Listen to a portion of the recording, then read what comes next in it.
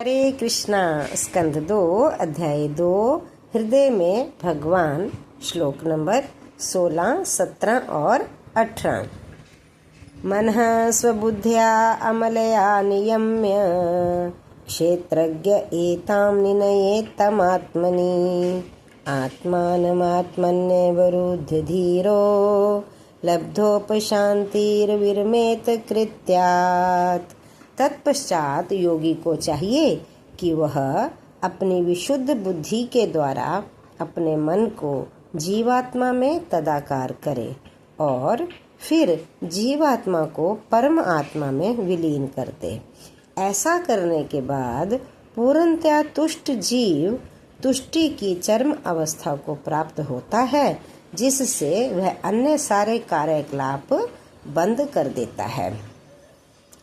भगवान द्वारा प्रत्यक्ष देख लिया जाता है जब कि जीव अपनी इच्छा अनुसार भगवान की तरफ बढ़ रहा है, तब भगवान उसे आदेश देते हैं और जीव अपनी भ्रामक तुष्टि के लिए अन्य कार्य करना बंद कर देता है।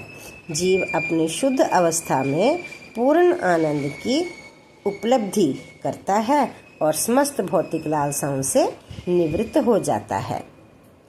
न यत्र कालो अनिमिषां परः प्रभुः कुतो न दुदेवा जगतां य ईशिरे न यत्र सत्वं न रजस्तमश्च न वै विकारो न महान प्रधानम। उस लब्धोपशांति की दिव्य अवस्था में विनाशकारी काल की श्रेष्ठता नहीं रह पाती, जो उन देवी देवताओं का भी नियामक है जिन्हें संसारी प्राणियों के ऊपर शासन करने की शक्ति प्राप्त है। तो फिर स्वयं देवताओं के विषय में क्या कहा जाए। इस अवस्था में न तो सतोगुण, रजोगुण या तमोगुण रहते हैं, ना ही मिथ्या अहंकार, भौतिक कारणार्णव अथवा न भौतिक प्रकृति ही रह पाती है। परम पदम वैष्णवमामनन्ति तद् यन्नेति नेतीत्य अतुदुत्थितसृक्षवः विसृज्य दौरात्मयमनन्यसो हृदा हृदयोपगुह्यार्ह पदम पदे पदे। योगी जन ईश्वर विहीन प्रत्येक वस्तु से बचना चाहते हैं, क्योंकि उन्हें उस परम स्थिति का पता है जिसमें प्रत्येक वस्तु भगवान विष्णु से संबंधित है।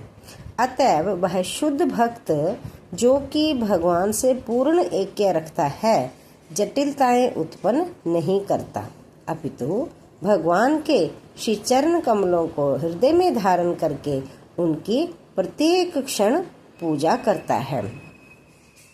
वह इतना आज्ञाकारी होता है कि अपने आप को तथा हर वस्तु को भगवान की दिव्य सेवा में लगाता है। भक्त हर वस्तु में भगवान का दर्शन करता है और भगवान में ही हर वस्तु को देखता है।